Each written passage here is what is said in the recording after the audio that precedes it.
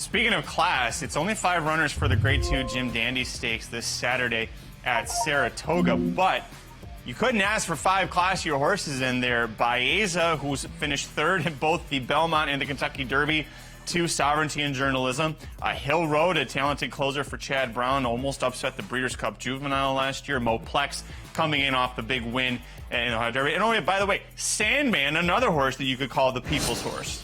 And Sandman will be adding the blinkers for this for the very first time. And there were a few that had pointed out on that Derby trail that because of his antics away from the gate, would that help his cause? But as we reflect back on the Belmont Stakes Sovereignty, this would be a back-to-back victory from that Kentucky Derby. He skipped the Preakness. He earned a career best 109 Beyer speed figure. He continues to train forwardly. He's ideally drawn.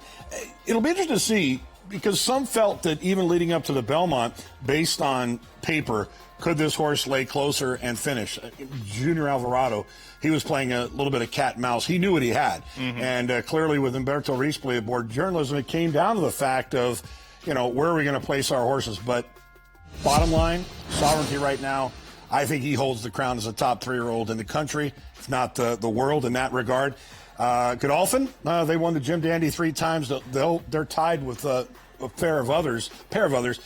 I think at the end of the day, they're going to pull it off this weekend at a very short number, as we saw with journalism. Yeah, maybe this isn't the week to take your shot against Sovereignty. Maybe wait for the Travers, where Bob Baffert says he's already going to send Goal Oriented back out there. He's not backing down with Goal Oriented. So when a Hall of Fame trainer who's won more races with 3-year-olds than anybody not named D. Wayne Lucas is saying, no, I'm going to keep pushing him there, he's not doing it for fun. He doesn't need the frequent flyer miles. Doesn't need the frequent flyer miles, but let's face it, at this stage of the game, when it comes to your Hall of Fame trainer, Bob Baffert, there's an older horse to be racing coming up in the San Diego Handicap, and Nisos, he's training like a beast.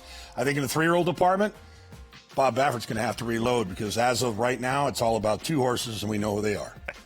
Well, that's coming up this Saturday in journalism. A big winner in the Grade 1 Haskell, punching his ticket to the Breeders' Cup Classic with that win, and you're in.